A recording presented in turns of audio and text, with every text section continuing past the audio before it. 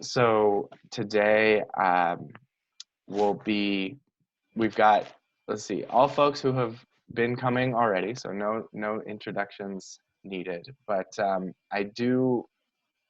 we're kind of at the, passing the halfway mark on our month of weekly calls here. And my goal for today is to show a little bit about really focus a little bit more on Loomio. And then I'm also going to show you this other tool that we may or may not use, but that I use to keep track of tasks, basically, called Trello. That is a way to just start framing like how we can, as a group, start to make decisions and move to action. And so the thing about making decisions is that we have inherited kind of a way of doing that, which generally involves someone being sort of understood to be the decider who decides things, and who's in charge. And if you want to make something happen, you run it by that person, they say yes or no, and then there's some conversation about, okay, maybe make sure, like, okay, I'll take this on, or you take this on, let me know if you need help, right? But there's a kind of direct line of how to make decisions. Hey, Rob. And that's that's the default in a lot of environments, especially work environments, right? Where you just sort of, there's a manager, or there's a CEO, or there's a president, or there's some, and then there's some kind of like chain of command. And one of the things that I'm trying to bring to this conversation are ways that we can make decisions together without needing to necessarily centralize all of the decision-making authority in any one individual over long periods of time. So that we can actually develop some ways of deciding, which really just means coming to clarity about how we're going to act in a way that doesn't necessarily mean that we have to run it by a particular individual always in order to make it work. So that's the main thing I kind of want to focus on today. And this is the reason why I've brought us into Loomio, because in addition to being a tool for kind of asynchronous communication, it's one that has decision-making tools really built into it. And so that's what we're going to kind of look into today to start to come to some agreements about how we want to use it. And then between now and next week, we'll have an opportunity to kind of test it out. And in part, we'll also be able to test it out with people who have not been able to join us on these calls. So part of the reason why I am introducing this tool in particular is because asynchronous communication allows for folks to be able to, weigh in on their own time. And especially when we're dealing with time zones and, distributed localities, where we're all kind of being in different places, getting everybody even into the same, digital space like we are right now is obviously a tall order once you get over, about a half dozen folks. And so this is a way to allow people to weigh in, have feedback, and have a say in how their work is getting used by the group and getting the support that they need to make it happen. So I think what I'd like to do as a starting point, though, is to just look at, so if folks could, so just a quick question of people who are here, are you able to access Loomio while you're on the call? Yep. I got that open, and I got a Slack window open. I'm all ready. Yeah, so if you're not, it's fine. I just want to kind of get a sense of like who's able to kind of multitask along with me and who will need to be doing this afterwards. So if you're able to to kind of follow along with me on your own computer and your own account, just like give me a hand so I can see that you'll be doing that. So I got 1, 2, 3. I've got Loomio open through Slack. Okay, so everyone's able to do that. Okay, so this will be an experiment in like seeing if we can kind of do this all together in real time. But because so I think what might be helpful is to start with doing this in real time, and then we'll actually do the same thing again on Loomio. So this is basically a process for making a decision that is going to map onto the tools that are available in Loomio. So we'll start by having an open discussion for a little bit around the question of how would we like to use the Zoom room that we have to do things on behalf of the JJA around this question of, where can the be in 2020? What do we actually want to do? We have this resource. We have this shared resource. How would we like to use it? So there'll be kind of a conversation, just open discussion, where some ideas will surface, and someone, in this case me, will be taking down some notes about what ideas surface about possibilities.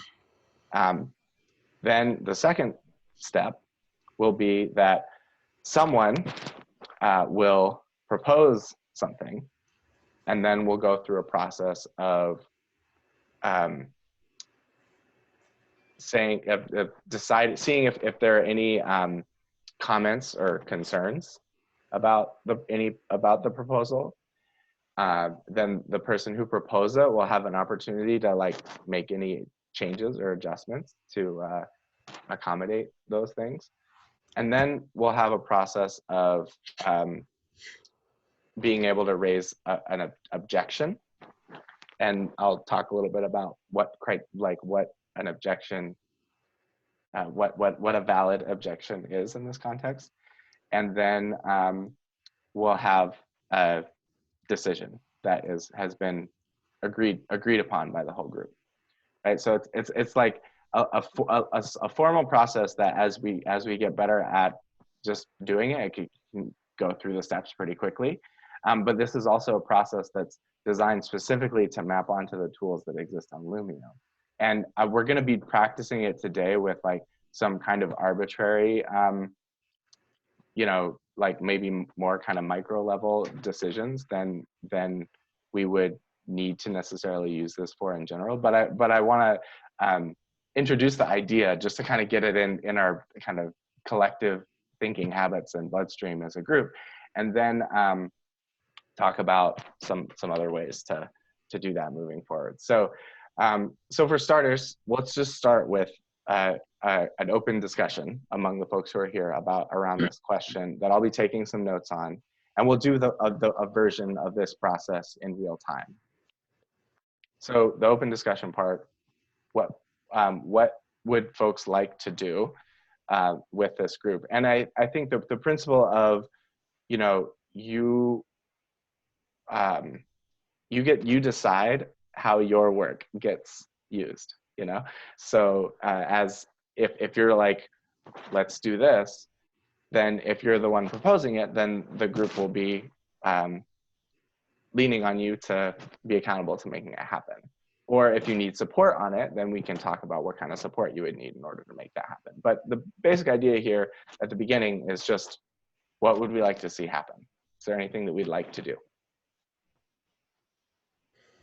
Well, I'd like to have some panel discussions or discussions that are more thematic about topic orientation, particular topics that come out of jazz journalism, that come out of jazz journalists. And these would be similar to the webinars that the JJ has had in the past, except they would be more open conversations. When we were using the earlier technology, it was really only practical to have 4 or at most 5 panelists plus a moderator. And there was not the capacity for the entire audience to be represented as there seems to be here. So this is a real benefit for this. So they could be more open and open town hall style conversations, larger conversations, but still, I would think it would be wise to have them topic oriented, to have a few people who are really going to be responsible for them doing some presentations or holding forth in the conversation. I mean, I think that's great.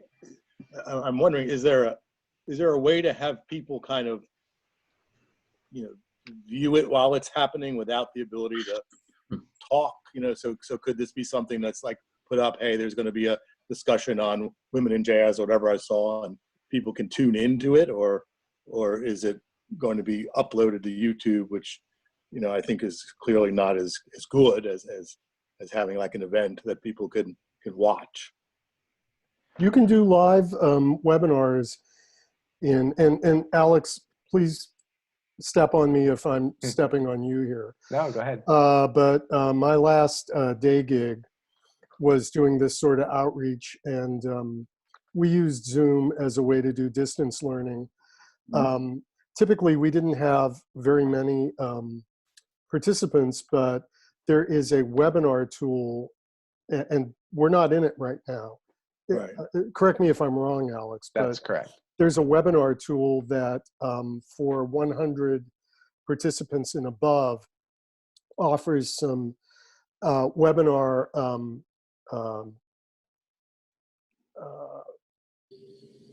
functionality that this kind of conversation tool that we're using right now doesn't offer. I don't know that we'll ever get 100. What we're using right now isn't terrific for doing one-to-many webinars, but it worked okay, and it's free. So yeah, we could easily do that. Back in the day when we used GoToMeeting, Howard, like what did we top out at with those GoToMeeting evening? Oh, 50, sessions? 60. Okay. That was high. You know, and people would come on and go off also, I think. Sure. The problem with GoToMeeting, from my point of view and my partners, you know, nobody was really very conversant or facile with the technology. And we were always trying to have run-throughs. And scheduling run-throughs was problematic. And if people didn't come, then they found out that they should have. And so, you know, that was the problem with that. But most of them came out pretty well, regardless. We had a few technical flaws. Yeah, and I mean, the current version of Zoom that we're using for this call right now, which is a Zoom Pro account, that has certain facilitation tools that basically, like, there's enough of a threshold for facilitation tools that, like, I can basically, for example, I can mute and unmute anybody. And I can, you know, control kind of who's in the space as a facilitator. And so that's, you know, enough to be able to at least kind of be able to manage what's happening in the room, so to speak. But in terms of like something more, there are other tools that Zoom has that are more designed for webinar formats or for that allow for some more sophisticated things like that John mentioned. And we could talk about, I mean, there's a cost associated with that, right? So that's if we want to really start getting into the weeds, and we can start talking about sharing money and spending money together and whatnot. But I feel like at this point we can assume that this format is the starting point, which there's, I think, plenty that we can do with. So we have an idea floated by Howard for some kind of frequency, some sort of rhythm of thematic discussions with like panelists along the lines of the webinar format. Any other things that we would like to try? I've got to say, man, I'm talking a lot tonight. That coming from a marketing and ad agency, background, and it looks as though James is not with us right now. Yeah, he was But I having believe- connection issues. Yeah, I believe he worked in that cesspool for a little while too. That these sorts of tools and these sorts of meetings, in my experience, were used to kind of make assignments and to distribute them.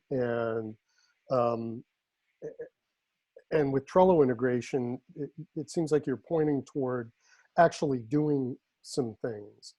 And maybe we're not the people who will be the end sources of what we're going to do, but we'll be in charge of organizing that stuff. I don't know if I'm right there or not, but that's, I mean, I'll be honest, I've been kind of waiting for this. I'm kind of waiting for my marching orders. So it's like, okay, we have these tools that we can do things with. Now, what do we need to do? And typically in my world, and you know, that world sent me to therapy, and I had high blood pressure, and I'm very happy to be retired from it. But it, you know, working that way for a long time, it sort of gets in your system. And what we do is typically look for overall organizational goals. And then out of those organizational goals, you split them up into tactics. And then those tactics are executed by people on the ground, which I assume will be the 6 of us here, or maybe more people. And we'll say, here's what JJA wants to accomplish this year. We want to create, you know, a job bank or a pitch bank. We want to have 6 webinars in the first 3 months. We want to do this, we want to do that. Okay, who's going to do that? And that's how I always pictured us using these tools. But Howard points to a different kind of more of an outreach or educational use for them. And I'm all for that. I'm just kind of used to like. Yeah, and I think that both of these things are possible, right? And I think that, and I do think it's important that we kind of think about this experiment as, you know, as an opportunity to kind of, you know, to do things around the sort of initial question that was calling us to convene in the first place, right? Which was, how do we organize ourselves to work the jazz beat in 2020?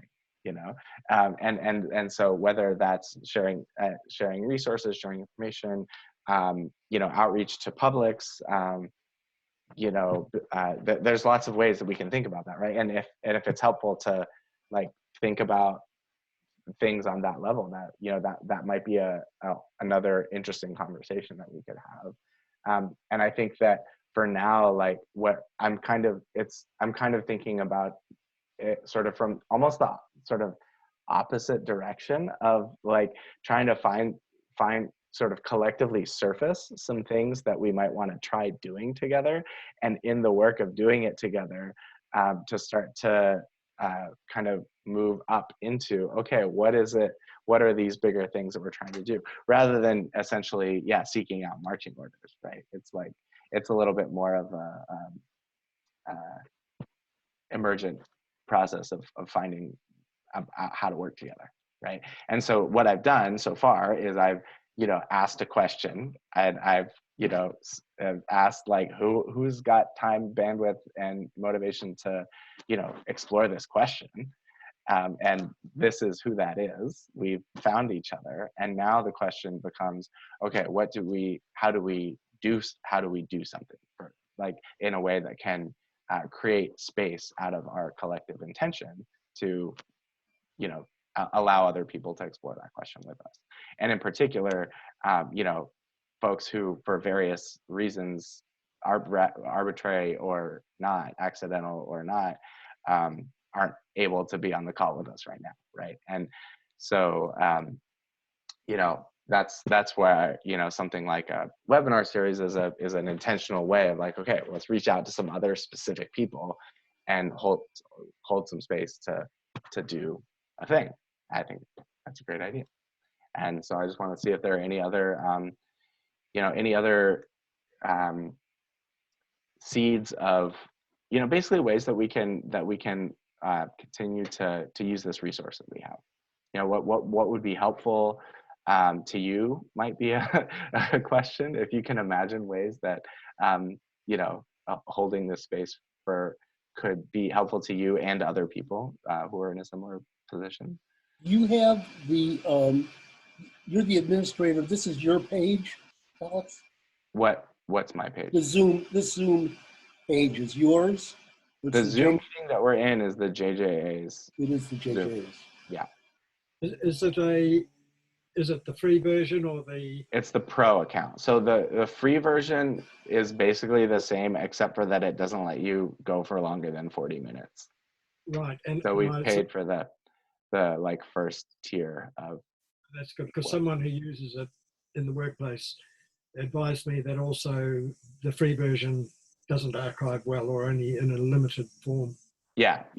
So we have a paid account that we're using, and so this recording goes to my computer, and then I upload it to YouTube. That's how that process works.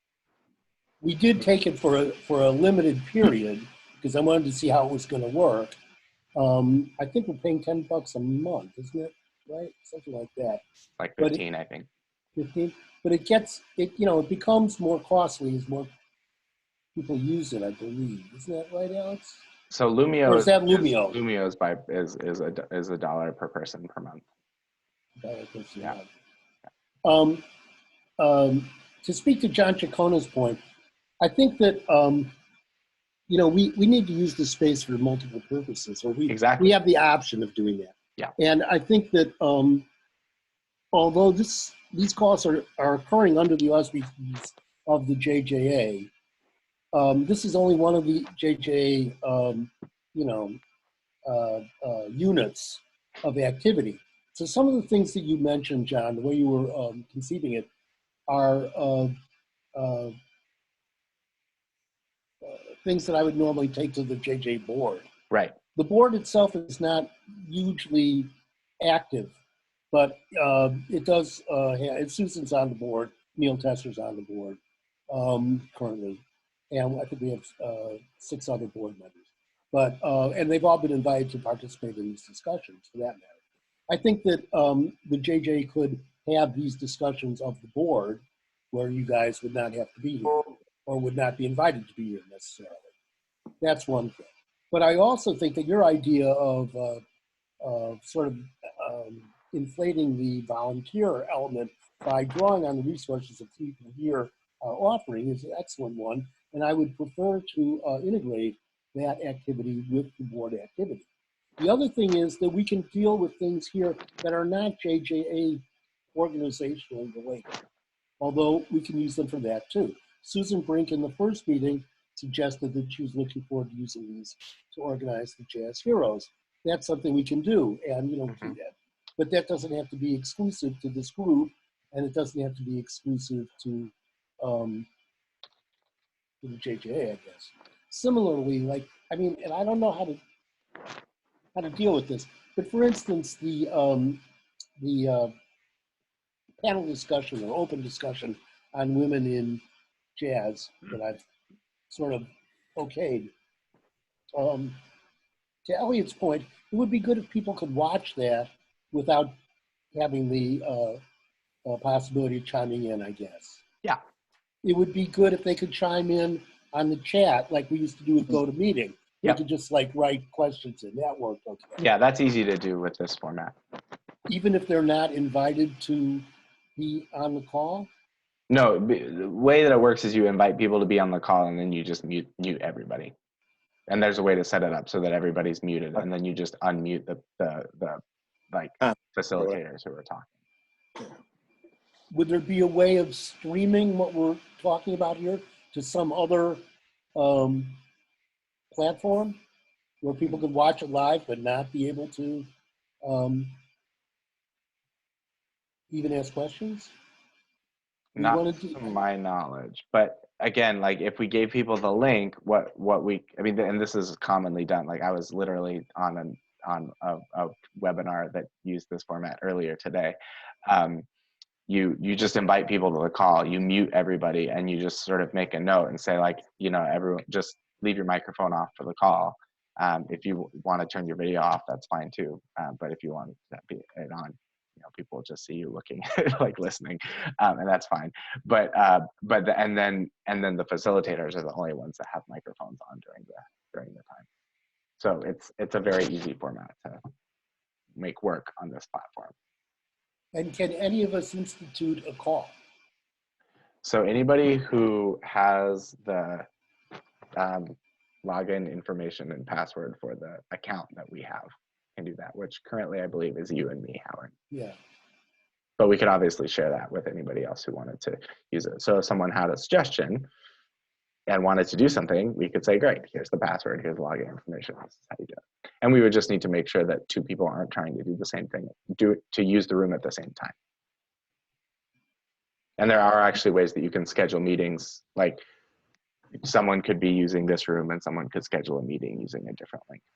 So they could happen at the same time. Can we assign the access for a limited period of time, or? I mean, you just like change that? the password. Yeah. How does this sound to everybody?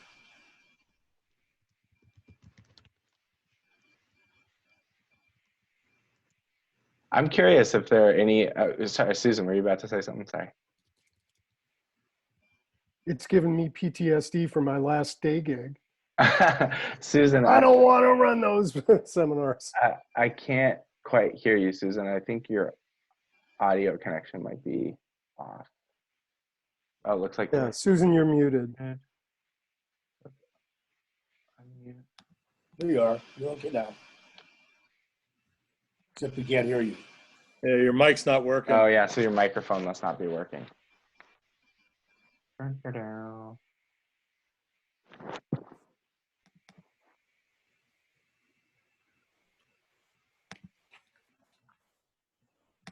You make signs? Well, you can, for now, you can type what you're going to say into the chat and we can read. I don't know. I thought I heard some clicks or something. Susan, can you talk? Nope. Yeah.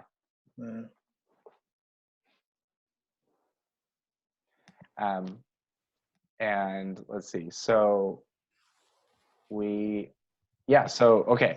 So this is where we are in terms of ideas so far, and there will be you know, a space that other folks who aren't on the call can chime in and make suggestions too. And I do to troubleshoot the mic, she's saying. Okay. Unplug it and plug it in. Yeah, I'm not sure what audio you were using before that worked, but is it just like, if it's just a computer microphone, if you have a separate microphone, yeah, try plugging it back in. But if it's just the computer audio, yeah, internal, then it's probably gonna be like your audio settings. You can go to preferences and make sure that it's exactly. But you can go into your kind of your preferences on Zoom and find audio settings and see if you can associate it with a different microphone. If you click on there's a little arrow next to the microphone button down in the bottom where it says mute. There's a little like up arrow type thing where you can select a speaker. You can also switch to phone audio and actually call in, and it can walk you through that process as well. Actually, if you leave the meeting and come back in, maybe on my splash screen, when I launched the app, it brought up a speaker and microphone test diagnostic, and you might just want to try that and see what you can find. I don't know. Okay. Another idea, and that Michael Pronko had endorsed, was that we keep the conversations as they're going and meet here, weekly. And, we have invited other people to join us and see if they will. Part of the idea, John Ciccone, about having these group conversations is that we might be able to interest more people in joining the conversation, obviously. So that's the outreach element of it. Yeah, and I should be clear that, when I say how shall we use the space, it's not, the space isn't only for the people who have already been coming, right? That we can we can hold the space in a way that can invite others into it as well. But I'd like to have it available, like if, you know, Elliot wants to do a group conversation and finds that this is a useful way to do it, that he could apply for time to do it or something like Absolutely. that. Absolutely. Or, you know, if we want to set up a conversation with people in the Pacific, Southern Pacific, that John wants to lead, and, you know, he can register for the time to do that, you know. Absolutely. Okay, so I think that's a good good segue to so like considering actually how to, you know, go through this process of proposing something and using it, right? So, and also we'll do it in Loomio next, but for now, let's just take Howard's proposal and work it through this consent process, right? So Howard, and I'll take notes. If we can just get the proposal that you're making, we'll just get it into a sentence that we're all working with, you know, so it's in writing. Yeah. So what I had from you was that thematic discussions about particular topics of relevance to jazz journalists, similar to past webinars, but in an open town hall style conversation. Yeah, I think we should do those in regularly scheduled ways. Okay, regularly scheduled. And JJA promoted, I suppose. Okay, so so Howard's proposing sort of a pattern for this group. It's like a monthly call that's a thematic discussion about particular topics of relevance to jazz journalists, with a town hall style element where people can ask questions after the panelists have spoken on the issue, promoted by the JJA and with monthly frequency. Is that right? Yeah. Okay, so that's the proposal. I'm gonna pop this in the chat here.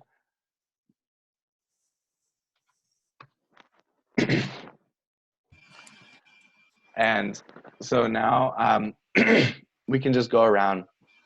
Every single person can just say what they think, if they have any, you know, questions or concerns, and it's also fine to say, sounds great to me, and then just pass it on to the next person.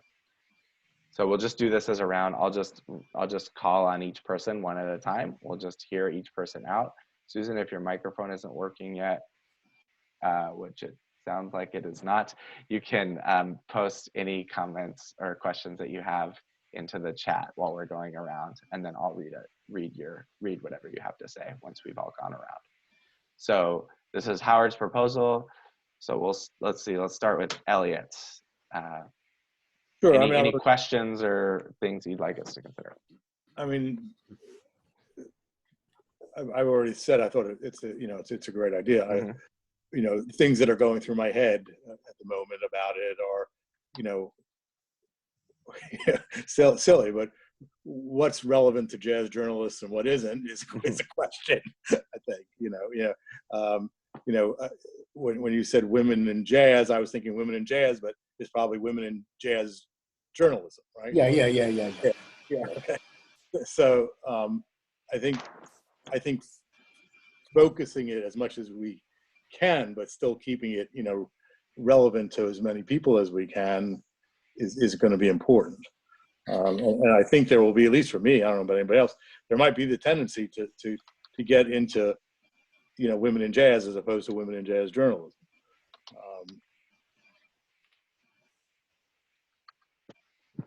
I think the frequency of once a month is a little maybe ambitious, but I don't know. You know, don't know what you guys have done before. The other thing that goes through my head is, and again, I'm newly retired from my day job, which was, you know, sort of a, you know, psychology, academic, whatever, educational thing. And, you know, we're really big on credentials. And, you know, I don't know enough about JJA to know, is there like a credentialed membership?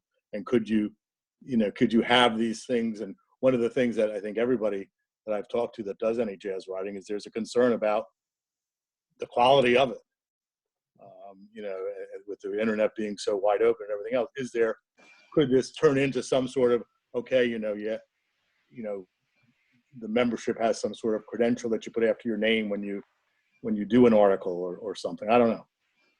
I'm just, you know, preforming my discussion, but those are the things that popped into my head. Okay, thanks, Elliot. Rob, any questions about this proposal or things you'd like to suggest? No, man, I think it sounds like a good idea. Monthly sounds good. Weekly is probably a bit much. But I mean, I understand where he's coming from in terms of quality. I can tell you that as somebody in this group that's probably the newest to this, that it's difficult kind of getting between people that know what they're doing, and there's people online that don't really know what they're doing. Yeah. So. Okay. How about John Fenton? Yeah, an idea that came up, is it just fresh ideas or just commenting on the idea? These are comments, questions, concerns about this specific proposal to have monthly thematic discussions with Town Hall. Yeah. No, monthly sounds good to me, and yeah, somebody that's something that's going to add value that we can take on board and maybe pick their brains afterwards, like you say, town hall meeting style. Yep, that sounds good. Monthly, I would think, not weekly. All right. And John Chacona? Yeah, I like that idea. I'd almost like to propose the first topic, and that is town hall style, to get as much input as we can from the membership about how we can better work the beat. You know, if this is work the beat thing is to become like a pretty global initiative, it seems like soliciting suggestions from as many people as we can about how to do that may surface some really great ideas that we can run with at some point. But that's just me being instrumental again. But yeah, no, I love the idea, and you know, as a newly retired guy, I'm fine with once a month. All right. Well, oh, and then there's me. I think it's a great idea too, and I don't have any suggestions for changing it or questions. So now that Susan, do you have anything to add? If so, you can type it in the chat.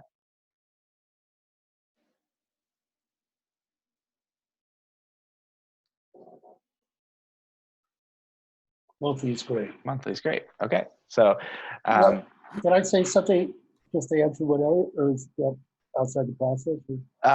let's hold that thought until we're done with this part of the process, and then we can go back to sort of open discussion.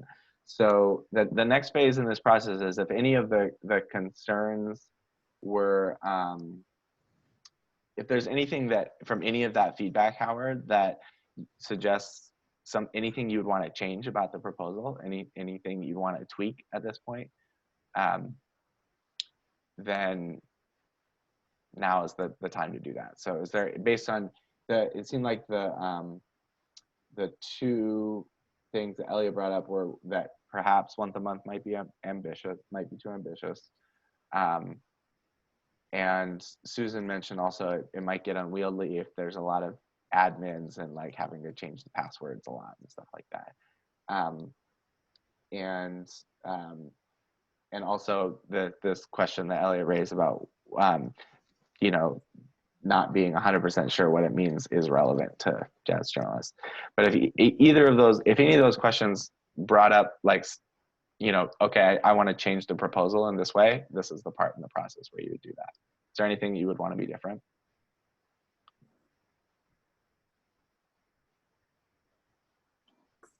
Yeah, the scheduled monthly, I think the last time we did it, we ended up doing 10 in the year. So, you know, with the reservation about, okay, we're taking August off, nobody's going to be around. And we're not going to do it in December. Okay. I mean, so 10 per year. Okay. Something like.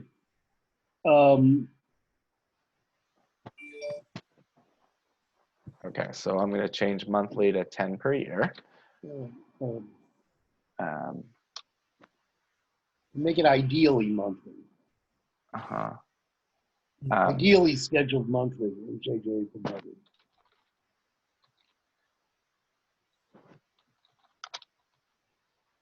With expectation of 10 per year. Okay. So I've made that slight adjustment. That's our new proposal. And now the last part of the process is if anybody has any objections to this proposal, this is the part where anyone who has an objection can raise it. And this is, you know, not an especially controversial thing, but this is just a process piece that allows for everybody to, you know, be able to raise objections when they have them, and so, and have them be, you know, taken seriously as a part of the process. So importantly, an objection is not just like, I don't think it's a good idea, or I, you know, so there's 3 criteria that make an objection valid in this model, which are, so starting that an objection is saying I actually think that doing this will harm the mission or harm the team in some kind of way, and so it's not because I personally don't like the proposal. It's not because I have a better idea, and it's not because I have a predictive concern that's not necessarily based in evidence. So in other words, it's not because, like, a predictive concern would be, I think that this might happen if we do it, but without any actual evidence that this you know, prediction will play out. So if you know, if we're deciding what color to make the thing, you know, and the proposal is red, you know, if you don't like red, that's not a good reason. If you think blue would be better, that's not a good reason. And if you think, just, you have a hunch that, you know, other people are not gonna like red, but there's like marketing data that shows that people do like red, then it's, you know, it's not a valid objection. So again, an objection is something that, you know, you have some perspective to share that says, actually, we really need to hit the brakes on this idea.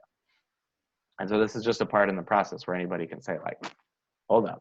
And then we would go through a process of, like, making sure that that objection was, you know, integrated into the proposal. So in this case, does anybody have any objections to Howard's proposal?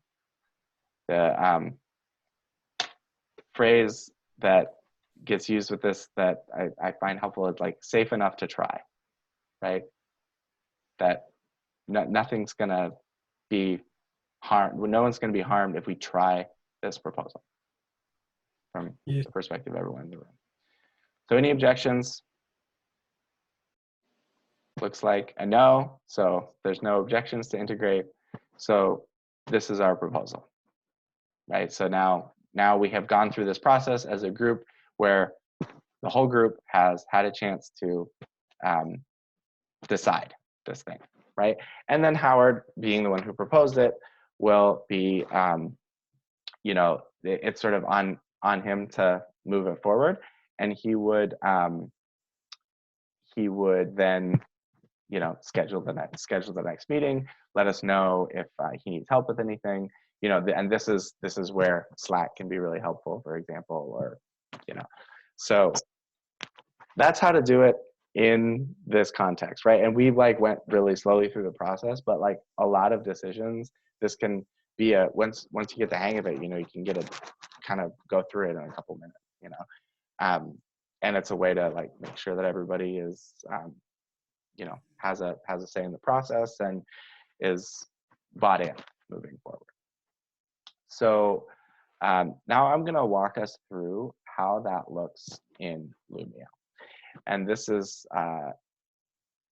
something that can happen. It's just a sort of different time scale version of the same thing. So what we just did in, you know, 5-10 minutes, in Loomio, we can have it happen over the course of a week, but everyone can kind of check in with their say on it whenever they have time during that week. So I'm going to share my screen now to Loomio.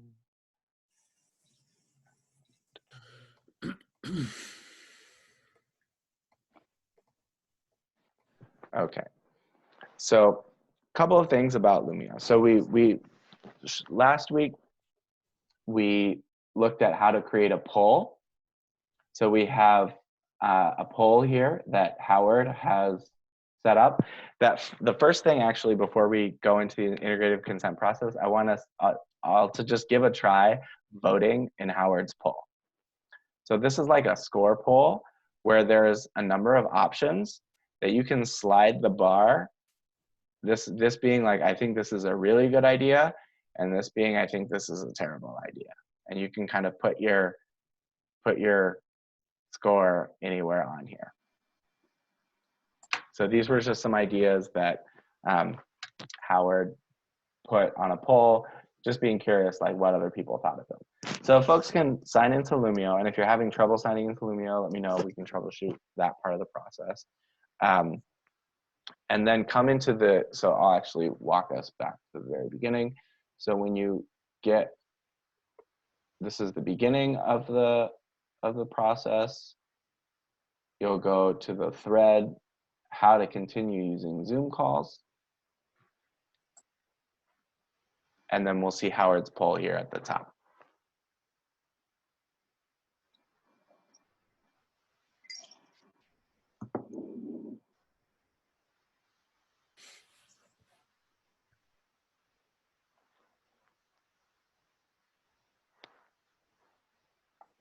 Okay, so I'm going to vote in the poll as an example, and then when you're all in, you can all do it too. So let's see, monthly panel discussions I think is a good idea. Weekly panel discussions I don't think is a good idea. Weekly loosely moderated discussion, I think I'm kind of like in the middle about. Break into subgroups that set their own dates. Could be interesting, but I'm not so sure about that. I volunteer to organize this panel or subgroup. Not quite. I'm like somewhere down here on that. I'm going to go to 15 on that. And then create a roster of themes that we address sequentially. I'm kind of in the middle about that. I think the best idea is the one that we actually already approved. But anyway, this is my response to Howard's poll. I could also add another option if I had other ideas. And then I can also leave additional comments in the box here.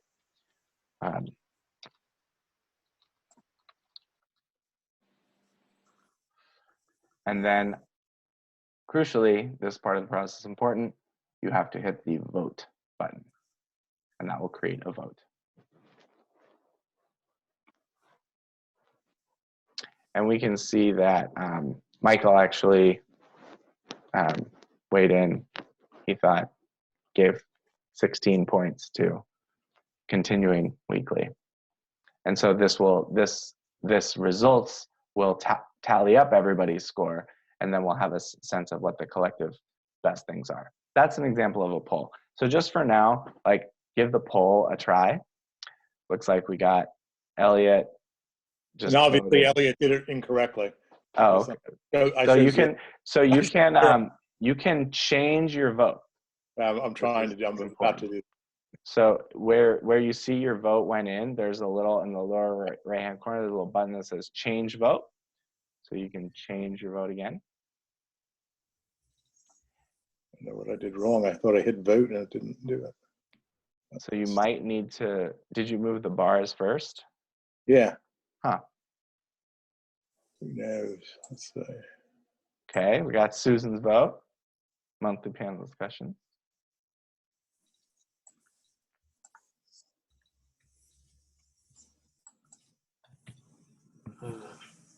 It worked. There we go. Yeah, Elliot changed his vote. And you can see on my screen here that's being shared, that pops up as an additional sort of comment underneath the poll.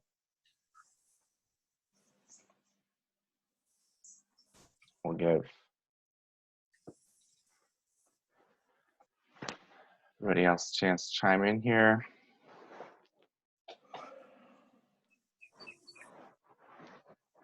And if you're having, oh, sorry, does someone have a comment about? I was just saying I figured out what I did wrong. I think I hit post before I hit vote. Yeah, I had my number there, and then I hit post instead of hitting vote.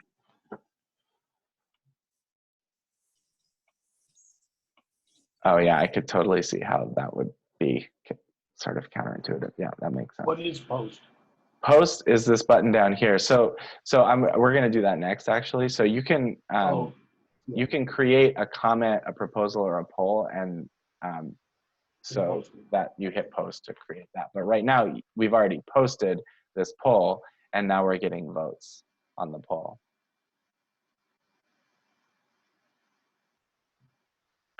And so we can already start to see kind of what is emerging as the, you know, what are emerging as the kind of things that people are most interested in based on this poll. And that's useful information for someone who wants to make a proposal, right? So,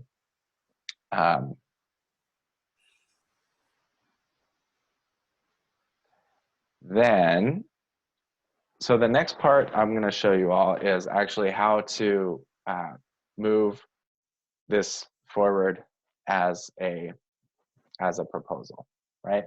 So what I would start with would be the open discussion format, part of the phase. And actually a poll can be a really useful way of framing an open discussion, right? So this could be a way for people to kind of quickly sort of say where they're at. And then also you can create a comment that says, you know, I'd like to, you know, we'd like to use the Zoom recordings. We have this shared resource. How are we going to use it? You know, leave a comment if you have ideas about that. So,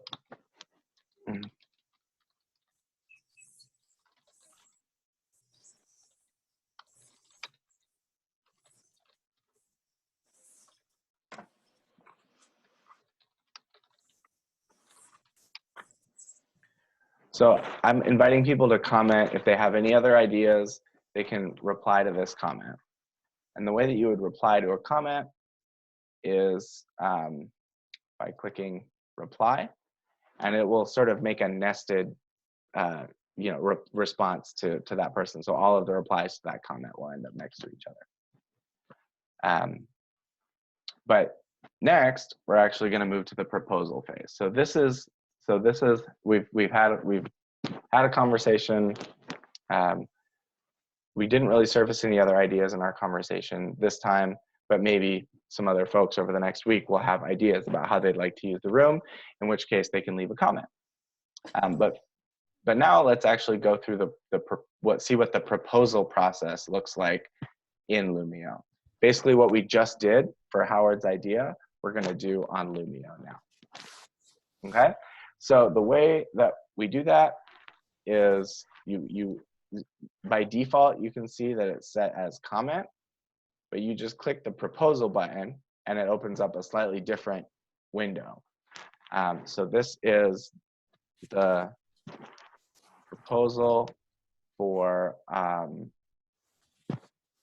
going to pull up the chat here to get out.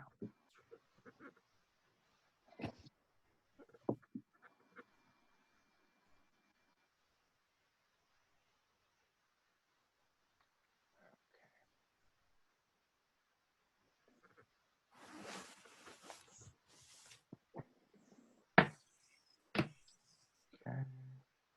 So the proposal is monthly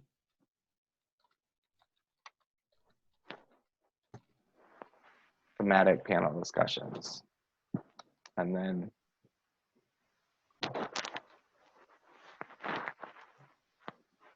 I put the text, the details of our proposal would go in the details part. And then for this one, we can use the consent, abstain, objection to check for any objections. We could do this, you know, we could go through multiple rounds of this, right? We could have a proposal and then the first time actually have no voting, and just have comments. And then the important piece, though, is that we set a closing date for the proposal. So we're basically telling everybody, you know, whenever you can in the next, in this case, 3 days, get back to me with this information, you know. And so, you know, obviously we can, depending on the rhythms of the group, we can have longer or shorter times to decide based on, depending on kind of how complex the decision is and how time sensitive it is, and how broadly we want to be open to as many people as possible contributing versus, you know, a shorter time frame obviously means that we'll come to a decision faster. So, but in this case, we'll just go to the checking for consent and surfacing any objections. So we've made the proposal, we've have this option set. We set a closing day and time, and also it does send a reminder to everybody who's on Loomio 24 hours before the proposal closes. So it's helpful to set the closing time to be like a time that you think most people are likely to be checking their email. So I'll say that let's close it at 12 p.m. Eastern time, 3 days. And then I will hit start down here, and that will create the proposal, at which point everybody can raise any objections if they have them, or say, nope, looks good, and they can consent to the proposal. Or they can abstain, meaning, you know, I'm letting you know that I'm not weighing in on this. Okay. So then when we hit start,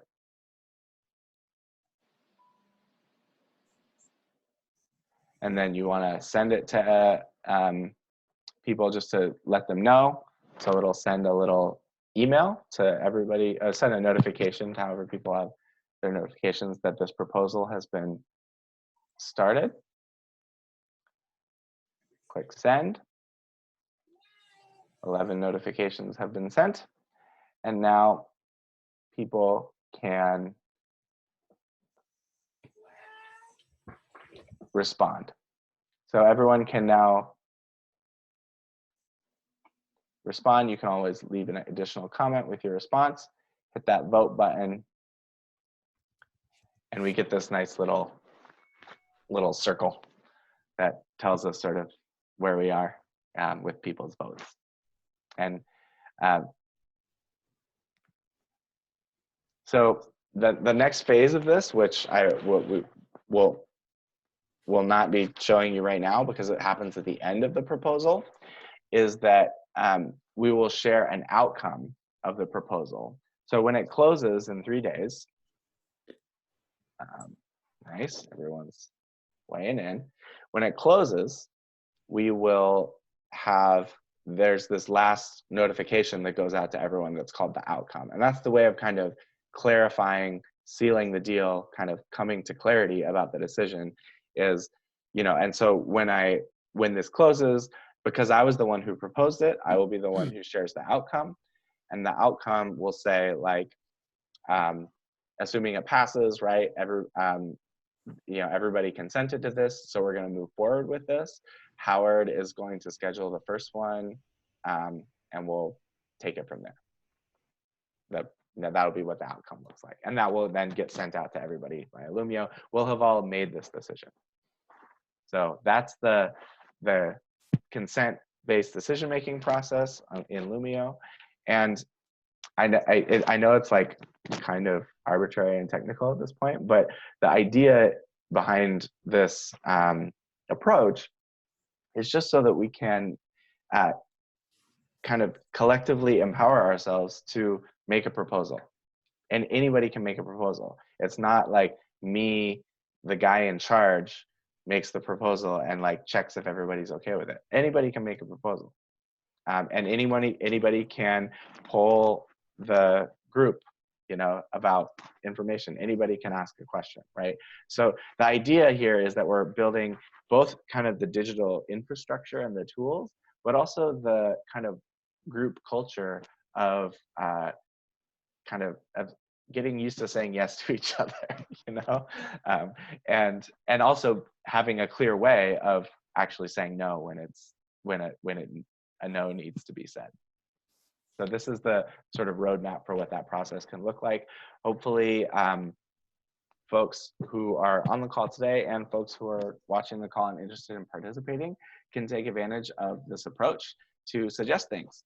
And I will say too that, you know, whatever I can do to be helpful in, you know, walking through either the kind of tech piece of it or the kind of group facilitation process piece of it, you know, I'm definitely available to be helpful in that way. So, you know, if it feels a little intimidating to like jump in with both feet and, you know, make a proposal, for example, ping me on Slack and we can talk through it together and I can kind of help walk you through the process.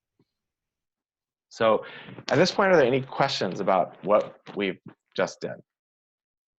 Is this tracking so far for folks in terms of what we're doing with Loomio? Yeah, I think it's pretty clear. Good.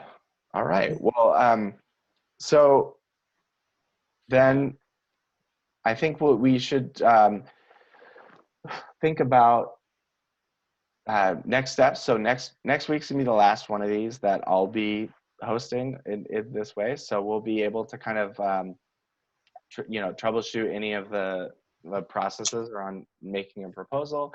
We'll you know, we can talk about next steps with the webinar stuff, get into some of the marching orders piece that I'm gonna stop my share there, that John talked about, you know, figuring out what needs to happen, who needs to do what, right? And then we can also I think my other encouragement for everyone is to kind of sleep on it, to think about what other things you might want to do, and then maybe try floating an idea in Slack, seeing if there's interest, and if you feel like it's worth a proposal, propose something. We'll see if we can get some things running in parallel here, because like Howard said, we have this space available to us, and you know, there's a lot of interest in these questions. It's just a matter of figuring out how to organize making things happen from here. So I will if so, yeah, any other thoughts, you know, brainstorm type things for what to do next that have arisen that we didn't talk about earlier? Just want to leave a little bit of space before I do one other thing. If there's anything else that's arising for folks. Well, there's an issue with people making proposals that require promotion. Since the JJ promotional vehicles and channels are not as open to everybody to use fully any more than this platform is, really. Right. I mean, Susan brings up a very salient point about if we started changing the you know, password frequently, this would become a mess very quickly. And on the other hand, we really don't want 30 people having the password to the site, I don't think. Right. We want to get a lot, and we want to get a lot of people to participate in conversations. So I don't quite know how we solve this, because we seem to be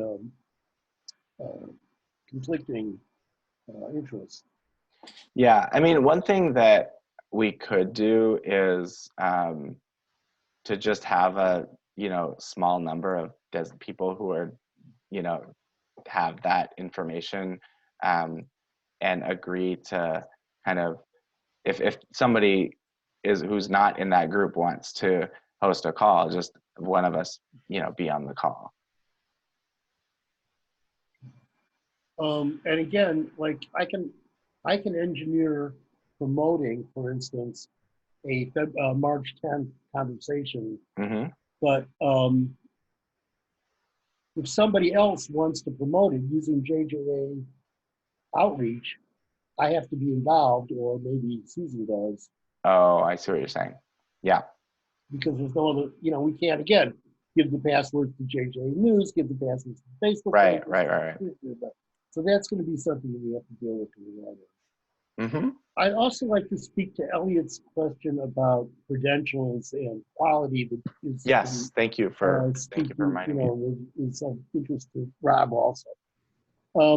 Years ago, when we started the JJA, this came up. Oh, should we have qualifications for membership?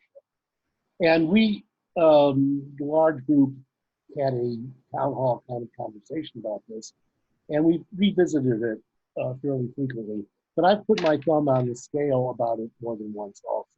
And the idea is that, no, we do not have credentials for membership. If somebody wants to be a member of the JJA and thinks that they are a professional jazz journalist, unless it's clear that they are in no way a professional jazz journalist, we let them join. We have a student level, which is infrequently being used, and we have tried to hold that to people who are actually in school, as opposed to saying, well, I'm an adult education student, because it's only 25 months. I understand, and in terms of credentials, when you join the JJA, we do issue a membership card for whatever that's worth. I've signed it, although anybody looks at it realizes the reduction of my signature to an infinitesimal level. But if you can talk your way into a place using it, well, that's good on you, and you've passed one of the tests for being a jazz journalist.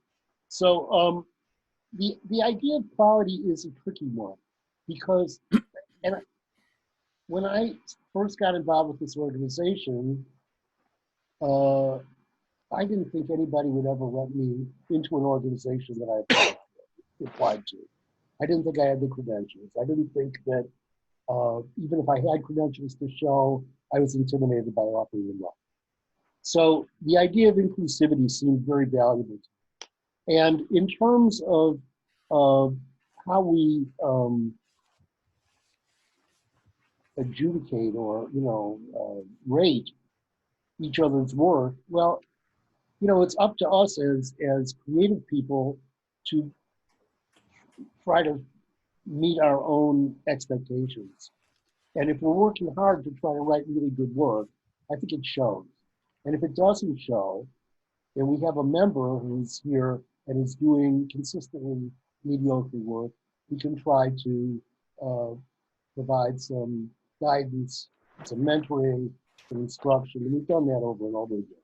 Now, people don't necessarily take well to that, and the mentoring situation has become problematic more than once, but it still seems to me to work better.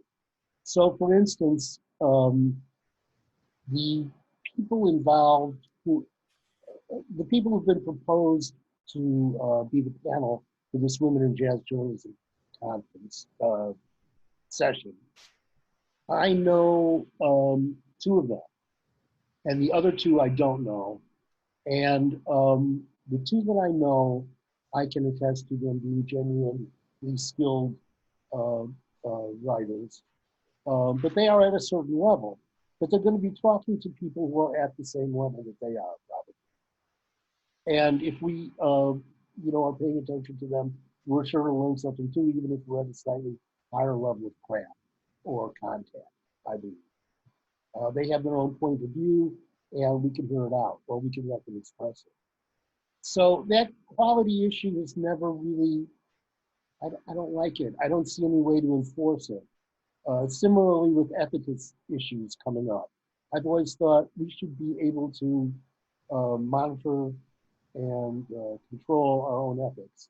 And if we can't, then we're assholes and there's not much we can do about it. And our colleagues will shun us, I think. And that has happened also. We have members who are not much engaged with because they're generally considered to be jerks. but I don't want to lay down a rule of law about this, and I think that as president, I don't want to. And if this group, determined there was another way to do it, through the kind of process that we just went through, then we could talk about that and arrive at some other conclusions. But it's just impossible to monitor people's abilities. And I hate to exclude people because they don't have the experience yet. I think the point of the organization is to be very inclusive. Nobody is making a fortune, no matter how bad their conflicts of interest are. It's almost impossible to have a conflict of interest that's so bad you make a profit. In terms of being able to demonstrate your own quality to an editor or an assignment editor, of course you could ask for references from JJ friends or something like that. But I really don't think there's anything that works so much as being able to show them what kind of copy, what kind of story you're going to submit, what kind of stories you've submitted in the past, and give them a very good reason why they should publish your work. Yeah, I was not thinking even of limiting membership to the association.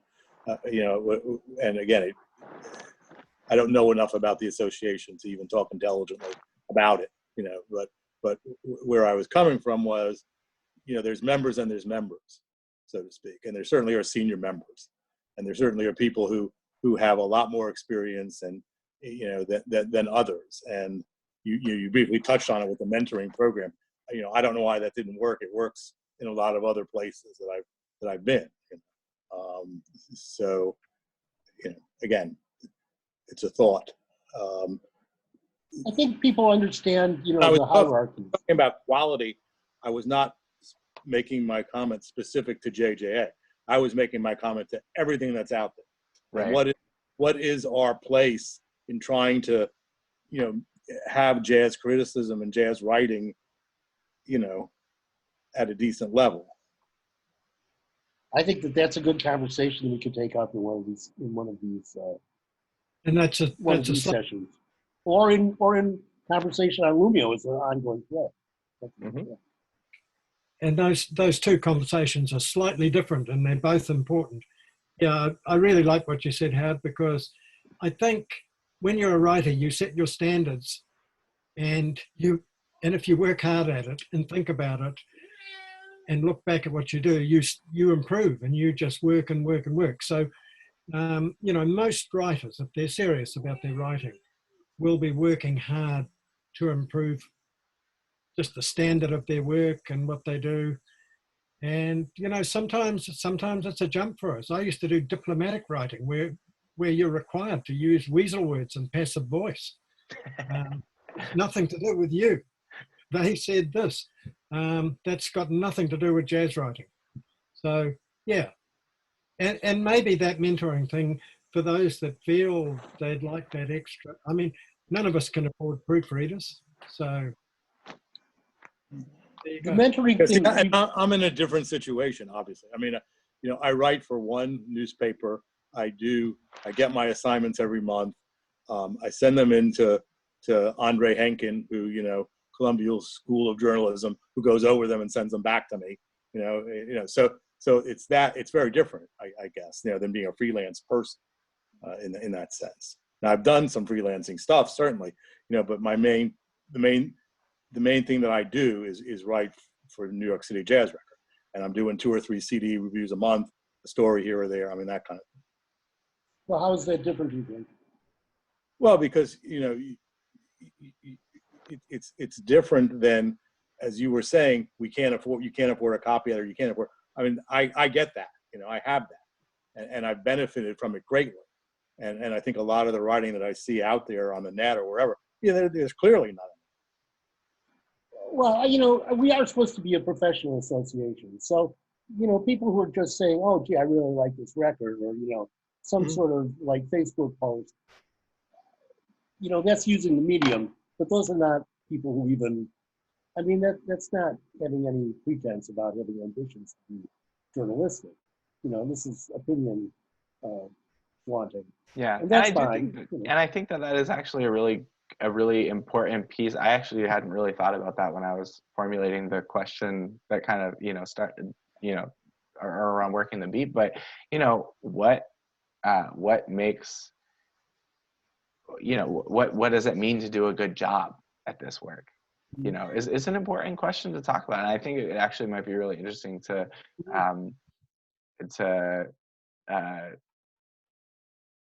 think about that a little bit, and that could actually be a good prompt for Loomio. I think, John, that's a great idea. I'll make a Loomio thread on that we can, as people have ideas, they can post there. I mean, I aspire to write like Joan Didion. That's she's my gold standard, but it's not going to happen. But maybe that style is not totally appropriate. Yeah, I aspire to write like Howard Mandel, and that's an appropriate style for Jay. Oh, that's easy. That's easy. I could teach you that. The problem with mentoring has been, in my experience with us, that I've tried to take care of some mentoring myself, and I found that my most recent experience was a young woman came to our Creative Music Media Summit last August in Chicago. And she was doing some writing for the Chicago Jazz Magazine. And I asked her to send me some stuff. She said she wanted some mentoring and to look it over. And I thought that her work was needed considerable work. And I gave her some tips and some notes on her piece and asked to see a revision. And she sent me a revision which was very slightly better. And I thanked her for it and said, she should stay in touch. And then a couple months later, she sent me another piece, which had all the same flaws, and they're very basic things. I mean, it was about transitions, it was about through line from the beginning to the end of the piece. She'd bring up something, then she wouldn't ever mention it again, explain it. These were not long pieces, and I was pretty nice. I was quite nice with it. So I haven't heard from her, and I said the same things to her that I'd said the first time, and said, I'm sorry, I don't think this is really the improvement that you said you thought it was, but I'd like to hear from you with that. We've had that problem a couple times, matching up a writer who wants help with somebody who they resonate with. It's hard to know who that is. And then how people take editing or criticism, especially younger emerging writers, no matter how nice you are. It's very, it can be, they feel bad and they don't want to engage. Maybe one of the best things, the advice always to writers is read a lot, and then read as a writer, and then go back and learn from yourself. Yeah, sure. A lot of people don't seem to be able to read themselves. I don't know if they're reading other people or not. I'm going to try to look up this young woman again and reach out to her, but I don't want to seem like a stalker either. Well, and I think this actually comes to I'm starting to get even some other ideas out of this too, in terms of just kind of basic, because thinking about this, the context that we're working with here is institutional collapse. There are fewer and fewer of us who have the kinds of working relationship with an editor at a newspaper like most jazz critics had throughout most of the 20th century. I feel like the gig that I had at the Star Ledger 10 years ago, it was as a part-time jazz contributor, was one of the last. How many people are still doing that? And so Elliot has. You're right that it's a very unique situation, and so I think one of the things that brings to mind is how can we start to provide that for each other? How can we support each other in that? And these kinds of conversations could be a really good starting point. Just creating a space where I would be willing to do something with anybody who would be interested in. Yeah, me too. I was just thinking the same thing, right? Yeah. listening to a CD and then talking about it, and how would you structure, a review of this? I mean, that kind of thing. I like that idea. Yeah. I think you could do it on here. I mean, get the Yeah. music into it. Yeah. I mean, and I'm doing 2-3 of those a month. Easy. Right. I mean, I will. It's been a while since I've written for All About Jazz, just because of the split with the paper. But I will give them a lot of credit for doing that. I mean, any piece that goes in there does not get posted immediately. It gets reviewed by a senior person, Right.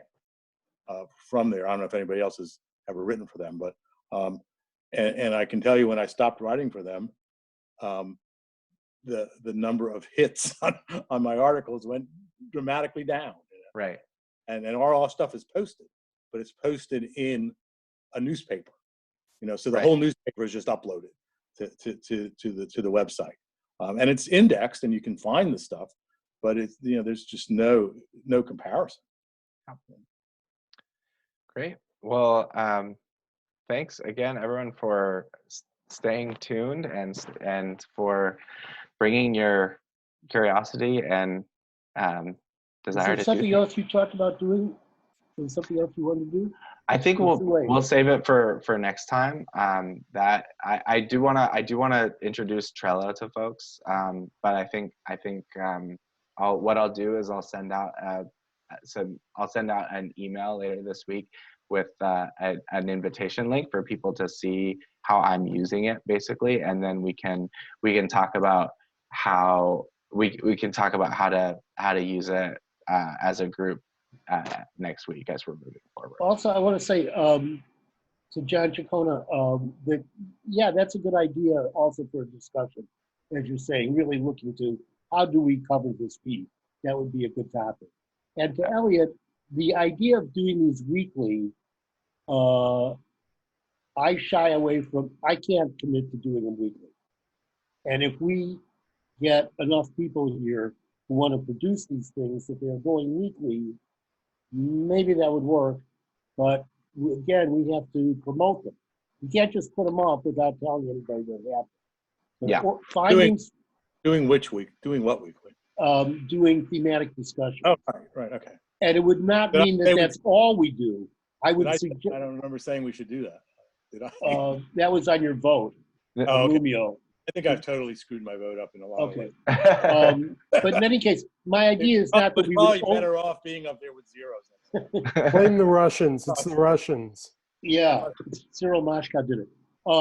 It's not that we would only do thematic discussions once a month, but I thought that we could do thematic discussions once a month. And I would, like to still have a time, Yeah, it a should set time for us to get together and just, it should have been reversed. My monthly okay. should have been 32 and my weekly should have been 0. Sorry. and just brainstorm and stuff. But in any case, that's Yeah. another proposal. We can take it up with another time. Yeah, and I think that's I just want to really emphasize that last point you made, Howard, that part of the value of this this like getting into this sort of collective habit as a group is so that we can run things in parallel, so that it doesn't require one person to be like, there's not a scarcity of resources available here, and so just because there's one thing happening once a month that Howard's proposed, it does not mean that we can't do something else once a month, 2 weeks offset from that, and then we have a rhythm of things happening that's twice as frequent, but doesn't require Howard to do any additional work, for example, right? So this is the way that we can start to build things. So I just really encourage folks who are listening to this call in posterity as well to join us on. You can send me an email, alex@jazzjournalists.org. I can loop you into all of this. And for those of you who are already getting plugged in, check out the thread on Loomio, and we can take it from there. Thanks a lot, everybody. Thank you. Thank you. Thanks, Take Alex. care. All right. Get your mic fixed, Susan. Thanks, And- Rob. And just to answer that query, yes, the cat was here, but I didn't